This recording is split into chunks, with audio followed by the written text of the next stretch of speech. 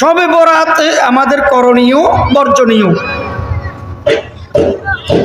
قال رسول الله صلى الله عليه وسلم إذا كانت ليلة النصف من شعبان فقوموا ليلها وصوموا يومها।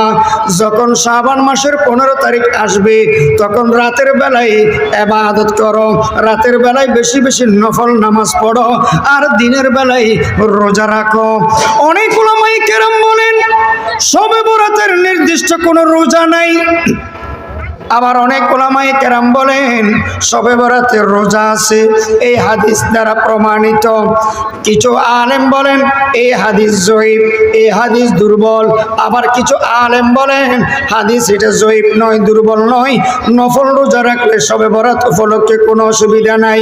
যাই হোক ও মুসলমান, শাবান মাসের 15 তারিখে আইয়ামে বীজের রোজা পড়ে। প্রতি মাসে রাসূল সাল্লাল্লাহু আলাইহি ওয়াসাল্লাম 13 তারিখ, 14 তারিখ, 15 তারিখ 3টা রোজা রাখতেন। প্রতি আরবি মাসের আইয়ামে বীজের রোজা রাখতেন।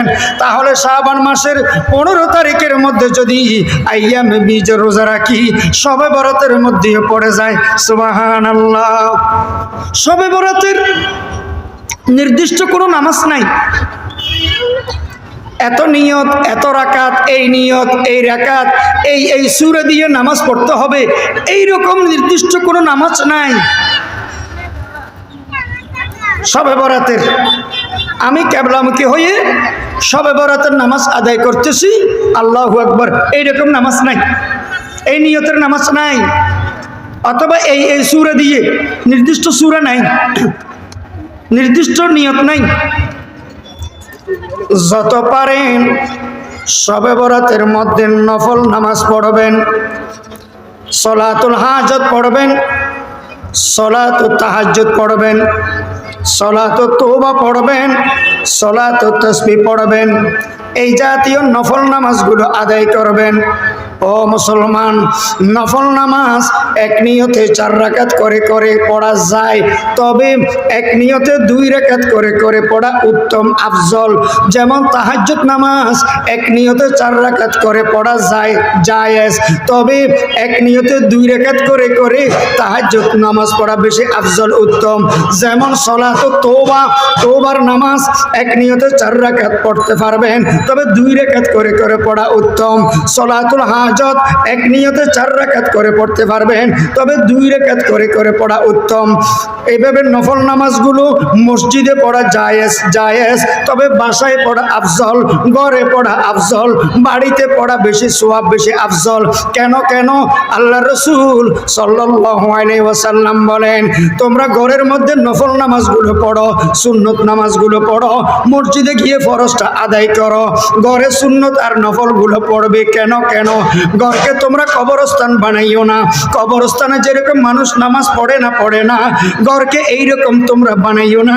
ঘরের মধ্যে সুন্নত আর নফল নামাজগুলো পারলে আদায় করো। এখন আমাদের ঘরে পরিবেশ নাই, জায়গা না পাক, পোশাক না পাক, টেলিভিশন, পরিবেশ নাই, সুন্দর পবিত্র পরিবেশ নাই। ঘরের মধ্যে যদি নফল সুন্নতগুলো আদায় করেন, আপনার কলিজার টুকরা বাচ্চারা, সন্তানেরা দেখলে শিখবে। ঘরের মধ্যে যদি কিছু নামাজ পড়েন, সুন্নত নফলগুলো, এরা নামাজ পড়ার উৎসাহ পাবে, সন্তানেরা নামাজ পড়ার জন্য প্রেরণা পাবে, আগ্রহী হবে, এরও জায়নামাজ নিয়ে আপনার পাশে দাঁড়ায় যাবে। অনেক উপকার আছে। ও মুসলমান, আমরা তো সলাত ও তাসবিহ আদায় করতে জানি না। কোনো গুনাহ হয়ে গেলে মুখের মধ্যে থাপ্পড় মারে, তওবা তওবা তওবা। এরকম 1 কোটি তওবা করলে গুনাহ মাফ হবে না। ইসলাম মতে আমল করতে হবে। তওবার সিস্টেম কি? আমি কিবলামুখী হয়ে তওবার নামাজ আদায় করতেছি, আল্লাহু আকবার। যে কোনো সূরা দিয়ে তওবার নামাজ আদায় করবেন, যে কোনো সূরা দিয়ে তওবার নামাজ আদায় করবেন। সালাম ফিরানোর পরে কয়েকবার দুরূদ শরীফ পড়বেন, ইস্তিগফার পড়বেন, মাথাটাকে নিচু করবেন, গুনাহগুলোকে স্মরণ করবেন, অন্তরটাকে নরম করবেন। তওবার নিয়তে চোখের পানি ছেড়ে আল্লাহর দরবারে কান্নাকাটি করবেন। এটাই হচ্ছে তওবার সিস্টেম। এটাই হচ্ছে তওবার পদ্ধতি। মুখের মধ্যে থাপ্পড় মারা তওবা না, তওবা মুখের মধ্যে থাপ্পড় মারার নাম না। তওবা কবুল হওয়ার আলামত কি? তওবা কবুল হওয়ার আলামত আছে, যে গুনার উপরে আপনি তওবা করলেন ওই গুনার দিকে আর মন যায় না, ওই গুনাহ আর আপনার দ্বারা হয় না, ওই গুনাহ আর আপনার খেয়ালে আসে না, ওই গুনাহ আর আপনার দ্বারা হচ্ছে না, তাহলে বুঝতে পারবেন আপনার তওবা আল্লাহ তাআলা কবুল করে ফেলেছে। সুবহানাল্লাহ বলে। শবে বরাতে তওবার নামাজ আদায় করবেন, সালাতুল হাজত আদায় করবেন, এভাবে সালাতুল তাহাজ্জুদ আদায় করবেন, সালাতুত তাসবিহ আদায় করবেন। সালাতুত তাসবিহ এক নিয়তে 4 রাকাত আদায় করবেন। সুবহানাল্লাহি ওয়াল হামদুলিল্লাহি ওয়ালা ইলাহা ইল্লাল্লাহু ওয়াল্লাহু আকবার। এই তাসবিহটা 4 রাকাত নামাজে 300 বার পড়তে হবে। 1 রাকাতে 75 বার, 2 রাকাতে 150 বার, 4 রাকাতে 300 বার এই তাসবিহটা পড়তে হবে। নিয়ত বাঁধার পরে সানা পড়বেন, সানা পড়ার পরে সুবহানাল্লাহি ওয়াল হামদুলিল্লাহি ওয়ালা ইলাহা ইল্লাল্লাহু ওয়াল্লাহু আকবার এই তাসবিহটা 15 বার নিয়ত বাঁধার পরে সানা পড়বেন। সানা পড়ার পরে 15 বার, এরপরে সূরা ফাতিহা পড়বেন, আরেকটা সূরা মিলাবেন। রুকুতে যাওয়ার আগে 10 বার, 15 আর 10 25 বার হয়ে গেল। এবার রুকুতে যাবেন, রুকুর তাসবিহ আগে পড়বেন সুবহান রাব্বিয়াল আযীম, সুবহান রাব্বিয়াল আযীম, সুবহান রাব্বিয়াল আযীম। রুকুর তাসবিহ আগে আদায় করার পরে ওই তাসবিহটা 10 বার পড়বেন। 25 আর 10 কয়বার হইল? 35 বার। রুকু থেকে সোজা হয়ে দাঁড়াবেন, রব্বানা লাকাল হামদ বলার পরে ওই তাসবিহটা আবার 10 বার। 35 আর 10 কত হইল? 45 বার। এবার সিজদায় যাবেন, সিজদার তাসবিহ আগে আদায় করবেন, এরপরে ওই তাসবিহটা 10 বার পড়বেন। 45 আর 10 কত পাইলেন?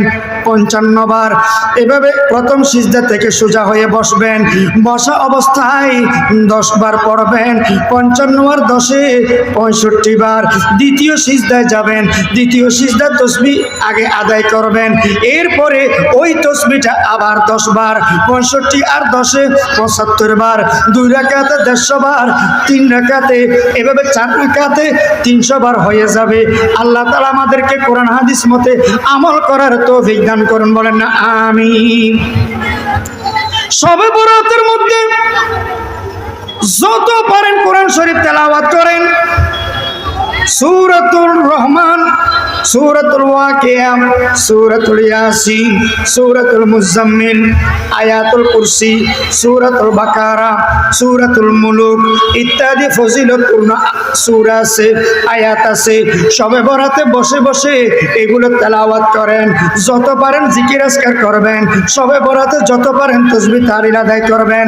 সুবহানাল্লাহি আলহামদুলিল্লাহ আল্লাহু আকবার, সুবহানাল্লাহ আলহামদুলিল্লাহ আল্লাহু আকবার, লা ইলাহা ইল্লাল্লাহ, আল্লাহ আল্লাহ আল্লাহ আল্লাহ, ইল্লাল্লাহ ইল্লাল্লাহ।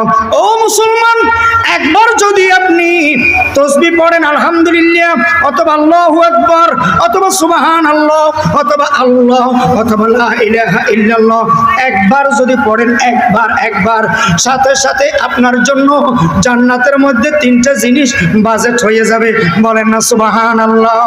1 নম্বর একটা ফুল গাছ, 2 নম্বর একটা ফল গাছ, 3 নম্বর একটা বালাখানা। তাই শবে বরাতের মধ্যে বসে বসে জিকির করবেন, তাসবিহ তাহলিল আদায় করবেন, কোরআন শরীফ তেলাওয়াত করবেন, বেশি বেশি রাসূল সাল্লাল্লাহু আলাইহি ওয়াসাল্লামের শানে দুরূদ শরীফ পাঠ করবেন, দুরূদ শরীফ পাঠ করবেন। আল্লাহ তাআলা আমল করার তৌফিক দান করেন, বলেন না আমিন। শবে বরাতে মুরব্বিদের কবর জিয়ারত করবেন, সাধ্য অনুযায়ী দান সদকা করবেন, তৌফিক অনুযায়ী দান সদকা করবেন। আর একটা আমল খবরদার ভুলবেন না, সেটা হলো ফজরের নামাজ আর এশারের নামাজ আর ফজরের নামাজ অবশ্যই অবশ্যই জমাতে আদায় করার চেষ্টা করবেন। অনেক মানুষ আছে সারা রাত নফল ইবাদত করছেনি, কিন্তু ফজরের সময় ঘুমাই গেছে, ফজরের নামাজটা আর পড়ে নাই। এইরকম 1 কোটি নফল ইবাদত এক পাল্লায় যদি দেন 2 রাকাত ফরজের সমতুল্য হবে? হবে না। তাই এশারের নামাজ আর ফজরের নামাজ জামাতে আদায় করার চেষ্টা করবেন। আল্লাহ তাআলা আমাদেরকে কোরআন হাদিসের আলোকে আমল করার, শবে বরাত পালন করার তৌফিক দান করুন, বলেন না আমিন। অনেক মানুষ আছে শবে বরাতে শুধু বিরিয়ানি, রুটি, হালুয়া, গোস্ত এগুলো নিয়ে ব্যস্ত, এগুলো নিয়ে বিজি থাকে, এগুলো নিয়ে দৌড়াদৌড়ি করে। ও মুসলমান, এগুলা খাইতে মানা নাই। গোস্ত খান, রুটি খান, হালুয়া খান, পোলাও বিরিয়ানি খান, কোনো অসুবিধা নাই। তবে এমন একটা মোবারক দিনে, এমন একটা মোবারক রাতে শুধু খানার পিছনে সময় নষ্ট করিয়েন না। কিছু ইবাদত করেন, কিছু আমল করেন, ঠিক না বেটি? কিছু ইবাদত আমল করেন না, শুধু প্যাকেট নিয়ে জিলাপি নিয়ে দৌড়াদৌড়ি করলে তো হবে না। আল্লাহকে রাজি করেন না।